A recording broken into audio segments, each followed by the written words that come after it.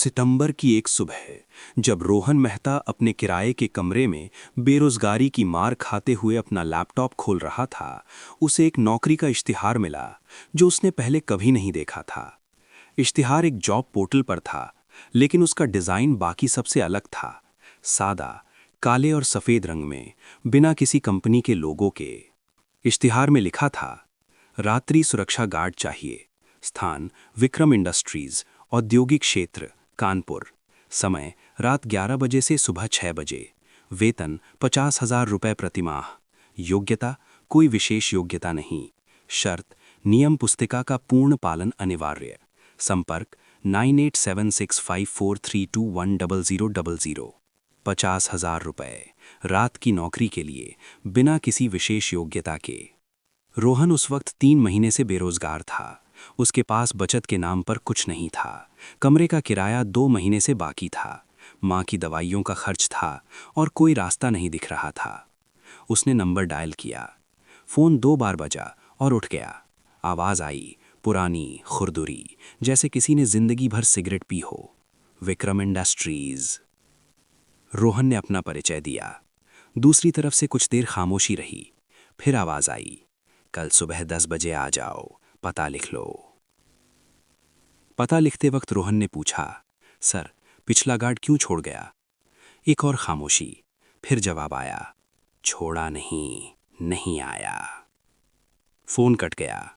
रोहन ने एक पल के लिए सोचा। फिर उसने सोचा 50,000 और फोन रख दिया।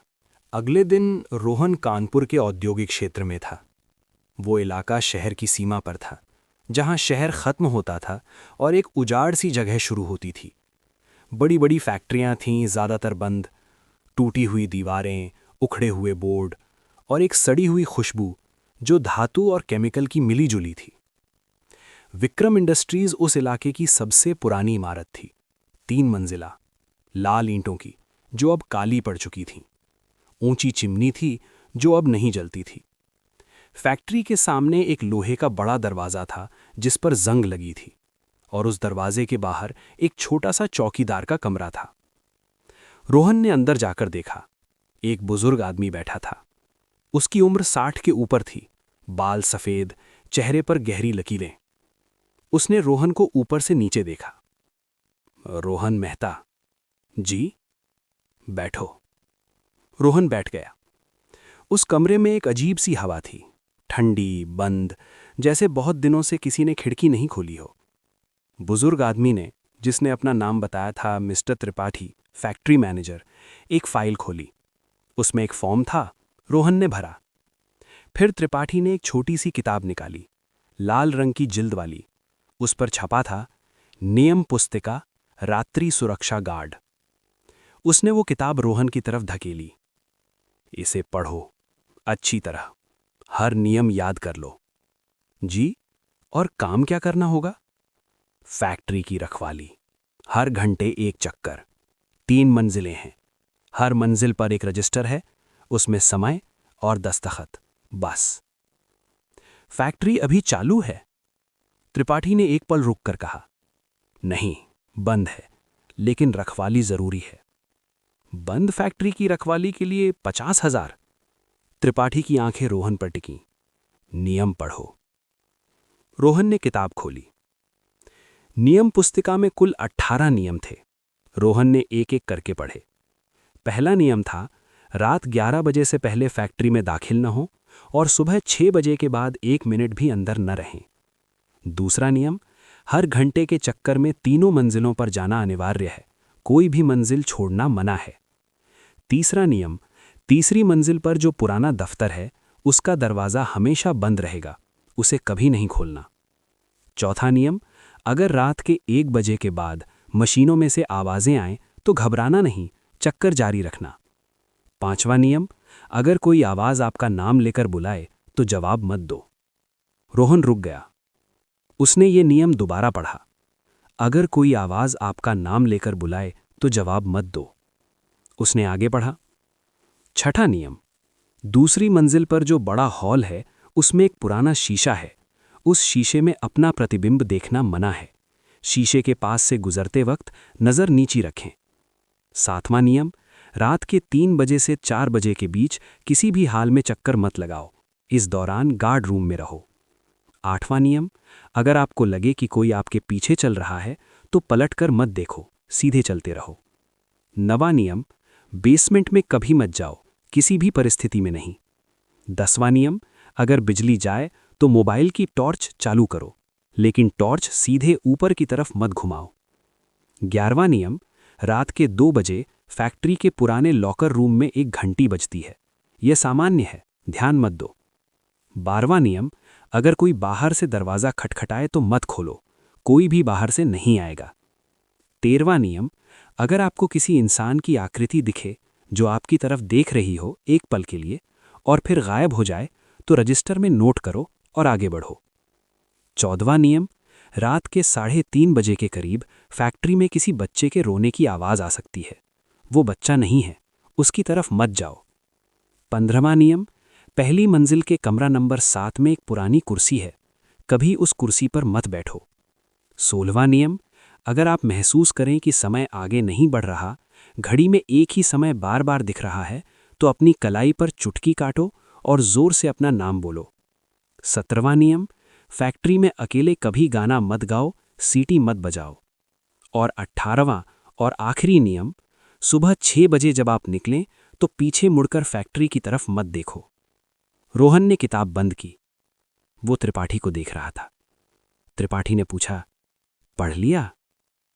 ये नियम, ये सब क्यों है? त्रिपाठी ने एक पल के लिए खिड़की के बाहर देखा। फैक्ट्री पुरानी है, पुरानी जगहों में पुरानी बातें होती हैं। पिछला गार्ड नहीं आया, त्रिपाठी ने काटते हुए कहा।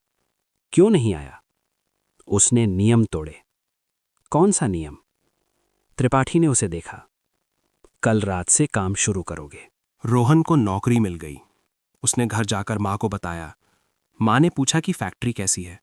रोहन ने कहा, ठीक है, बस पुरानी। नियम पुस्तिका के बारे में उसने कुछ नहीं बताया। रात के 10:50 पर रोहन विक्रम इंडस्ट्रीज के सामने था। त्रिपाठी पहले से वहां था। उसने रोहन को फैक्ट्री की चाबियां दी, एक गुच्छे में 6 चाबियां और एक पुरानी टॉर्च। फोन साथ है? त्रिपाठी ने पूछा। हाँ, सिग्नल नहीं आएगा अंदर, पर टॉर्च काम करेगी। त्रिपाठी चला गया। रोहन अकेला था।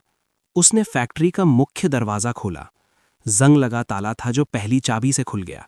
दरवाजा खुला, एक भारी धातुई आवाज के साथ। अंदर अंधेरा था। रोहन ने टॉर्च जलाई। फैक्ट्री का भीतरी हिस्सा विशाल था। पहली मंजिल पर एक बड़ा उत्पादन हॉल था, जहां पुरानी मशीनें खड़ी थीं, काली, मोटी, जंग खाई हुई। कपड़ा बुनने की मशीनें, धागे की चरखियां और बड़े बड़े लोहे के फ्रेम, सब बंद, सब खामोश। लेकिन उस खामोशी में एक भारीपन था। रोहन ने गार्ड रूम में अपना बैग रखा। वहां एक पुरानी कुर्सी थी, एक टेबल, एक हीटर जो चालू था और एक घड़ी जो दीवार पर टंगी थी। रात के 11:05। उसने नियम पुस्तिका एक बार और पढ़ी। रात के 12 बजे पहला चक्कर। रोहन ने टॉर्च उठाई और पहली मंजिल पर निकला। पहली मंजिल का चक्कर लगाते वक्त रोहन ने उन मशीनों को ध्यान से देखा। वो मशीनें बड़ी थी, इतनी बड़ी कि टॉर्च की रोशनी में उनके ऊपरी हिस्से नहीं दिखते थे। उनके बीच गलियारे थे, तंग, अंधेरे। रोहन ने हर कमरे में झांका, हर कोने में टॉर्च घुमाई। कमरा नंबर 7। उसे याद आया, 15वां नियम, पुरानी कुर्सी, उस पर मत बैठना। उसने दरवाज़ा खोला। कमरा छोटा था और बीचों बीच एक पुरानी लकड़ी की कुर्सी थी। उस कुर्सी के बारे में कुछ था जो अजीब था। वो कमरे के बीच में थी, जैसे किसी ने खास तौर पर वहां रखी हो। उसके चारों तरफ जमीन पर धूल थी, लेकिन कुर्सी के नीचे धूल नहीं थी, जैसे कुर्सी हाल ही में वहां रखी गई हो। रोहन ने एक पल देखा, फिर दरवाज़ा बंद किया और आगे बढ़ गया। पहली मंजिल का रजिस्टर मुख्य हॉल के एक कोने पर एक टेबल पर था। रोहन ने समय लिखा, 12:10 और दस्तखत किए। फिर दूसरी मंजिल पर गया। दूसरी मंजिल पर ऑफिस के कमरे थे, पुराने, बंद, दरवाजे टूटे हुए, कागजात बिखरे हुए। एक कमरे में पुरानी फाइलें थीं जो अब सड़ रही थीं, और हॉल के आखिर में था वो शीशा। उसने उसे देखा। छठा नियम याद था, नजर नीची रखो। वो शीशे की तरफ पीठ करके चला, लेकिन जैसे ही वो उसके पास से गुजरा, एक पल के लिए उसे लगा लगा जैसे शीशे में कुछ हिला। उसने नजर नहीं उठाई, आगे बढ़ गया। दूसरी मंजिल का रजिस्टर, समय 12:28, दस्तखत। तीसरी मंजिल पर एक बड़ा खुला हॉल था और एक बंद दरवाजा। तीसरा नियम, पुराना दफ्तर, उसे कभी नहीं खोलना। रोहन ने उस बंद दरवाजे की तरफ देखा। पुराने लकड़ी का दरवाजा, उस पर बाहर से एक सांकल थी जो बंद थी, और नीचे दरवाजे की दरार से एक हल्की सी रोशनी आ रही थी। रोहन रुक गया। उसने दोबारा देखा। हाँ, दरवाजे के नीचे से रोशनी। बंद फैक्ट्री में रात के 12 बजे एक बंद दरवाजे के पीछे से रोशनी। नियम याद था, उस दरवाजे को कभी नहीं खोलना। रोहन ने तीसरी मंजिल का रजिस्टर भरा, 12:45, और नीचे आ गया। गार्ड रूम में आकर रोहन ने पानी पिया। उसका दिल जोर से धड़क रहा था। वो बंद दरवाजे के पीछे की रोशनी के बारे में सोच रहा था। रात के 1:05, और फिर मशीनों से आवाज आई। पहले बहुत धीमी, एक हल्की सी घरघराहट, फिर और तेज, और फिर वो आवाज साफ हो गई। मशीनें चल रही थीं। बंद फैक्ट्री में रात के 1 बजे वो विशाल मशीनें जो दशकों से बंद थीं, वो चल रही थीं। रोहन उठा।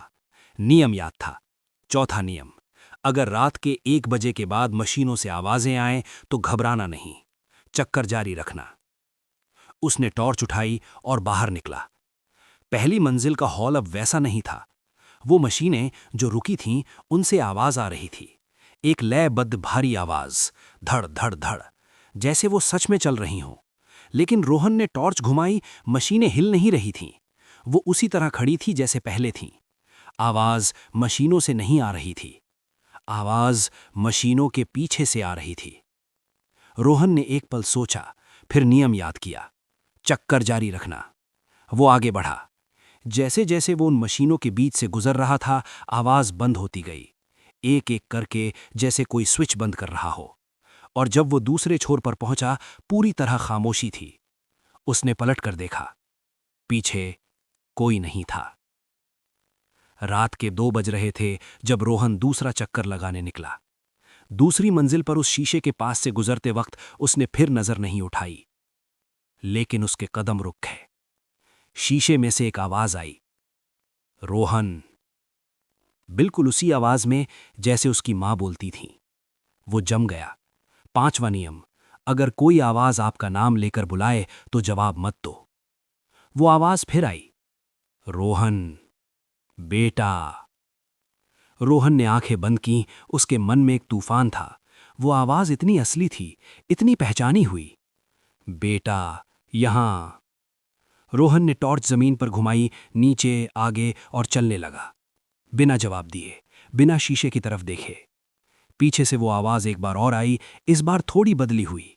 मां की आवाज नहीं रही, कुछ और था उसमें, एक गहराई, एक भारीपन। जवाब क्यों नहीं देता? रोहन आगे बढ़ता रहा। दूसरी मंजिल का रजिस्टर, रात के 2:15, दस्तखत। रोहन के हाथ कांप रहे थे। रात के 2:50, 11वां नियम, रात के 2 बजे फैक्ट्री के पुराने लॉकर रूम में एक घंटी बजती है। रोहन गार्ड रूम में बैठा था जब उसने सुना, एक घंटी, एक बार, साफ, तेज, धातु की आवाज। नियम कहता था, ध्यान मत दो, लेकिन वो घंटी बंद नहीं हुई। 1 बार, 2 बार, 3 बार, और फिर रुकी, और फिर 10 बार लगातार, और फिर 20 बार। रोहन ने घड़ी देखी, 2:55। घंटी बजती रही, 30 बार, 40 बार, हर बार की आवाज पहले से तेज, 50 बार। रोहन ने अपने कानों पर हाथ रख लिए, और फिर घंटी बंद हो गई, पूरी तरह, अचानक, जैसे कभी बजी ही नहीं हो। 7वां नियम, रात के 3 बजे से 4 बजे के बीच किसी भी हाल में चक्कर मत लगाओ। इस दौरान गार्ड रूम में रहो। रात के 3 बजे रोहन गार्ड रूम में था। दरवाज़ा बंद था, हीटर चल रहा था। वो कुर्सी पर बैठा था, और बाहर कुछ था। पहले आवाज़ें थीं, पाँव की आहट, पहली मंजिल पर, धीमे धीमे, जैसे कोई धीरे धीरे चल रहा हो। फिर वो आहटें दूसरी मंजिल पर आ गईं, फिर तीसरी पर, फिर सीढ़ियों पर, फिर गार्ड रूम के बाहर गलियारे में। रोहन ने सांस रोकी। दरवाजे के बाहर कोई था। उसे सुनाई दे रहा था, एक बहुत धीमी सी सांस, जैसे कोई दरवाजे के ठीक बाहर खड़ा हो। 1 मिनट गुजरा, 2 मिनट, 5 मिनट, वो सांस की आवाज जारी रही। और फिर दरवाजे पर दस्तक, एक बार, धीमी। रोहन की रीढ़ में बर्फ दौड़ी। 12वां नियम, अगर कोई बाहर से दरवाजा खटखटाए तो मत खोलो। 2 बार, 3 बार। रोहन ने दरवाजे की तरफ नहीं देखा, उसने सामने की दीवार देखी। 4 बार, 5 बार। फिर दस्तक बंद हो गई और उसकी जगह एक आवाज आई, बहुत धीमी, दरवाजे के उस पार से, अंदर आने दो। रोहन ने जवाब नहीं दिया। अंदर आने दो, ठंड है बाहर। रोहन को जोर से एहसास हुआ कि वो कमरा जिसमें हीटर चल रहा था वो भी ठंडा हो गया था। सांस की भाप निकलने लगी। आने दो। वो आवाज रोती सी थी, दर्द में थी। रोहन ने आंखें बंद कीं और नहीं खोला। रात के 4 बजे एकदम से वो सब बंद हो गया। आवाज, ठंड, सब। हीटर फिर से गर्म लगने लगा। रात के 3:30 बजे। रोहन अभी भी गार्ड रूम में था, 7वां नियम। लेकिन तभी वो आवाज आई, एक बच्चे के रोने की आवाज। 14वां नियम याद था, वो बच्चा नहीं है, उसकी तरफ मत जाओ। लेकिन वो आवाज इतनी असली थी, इतनी कच्ची, इतनी दर्दनाक। एक छोटे बच्चे का रोना जो नहीं रुक रहा था। रोहन के मन में माँ की सूरत आई। उसकी माँ जब वो छोटा था तभी से अकेले पाल रही थी उसे। वो रोना और तेज हुआ। रोहन उठा, दरवाजे की तरफ गया और फिर उसने नियम पुस्तिका देखी जो टेबल पर थी। उसने किताब उठाई, 14वां नियम पढ़ा। रात के 3:30 बजे के करीब फैक्ट्री में किसी बच्चे के रोने की आवाज आ सकती है। वो बच्चा नहीं है, उसकी तरफ मत जाओ। उसने किताब रखी, बैठ गया। वो रोना आधे घंटे तक जारी रहा और हर मिनट के साथ वो और तकलीफदेह होता गया। फिर 4 बजे, बंद। रोहन ने अपनी घड़ी देखी, 4:15। 16वां नियम, अगर आप महसूस करें कि समय आगे नहीं बढ़ रहा, घड़ी में एक ही समय बार बार दिख रहा है।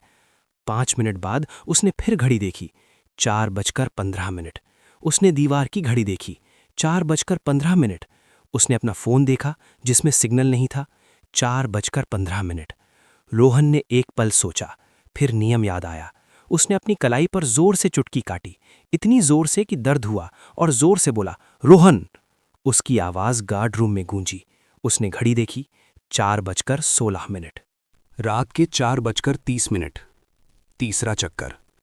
रोहन पहली और दूसरी मंजिल कर चुका था, अब तीसरी मंजिल पर था, उस बंद दरवाजे के पास। पुराने दफ्तर का दरवाज़ा।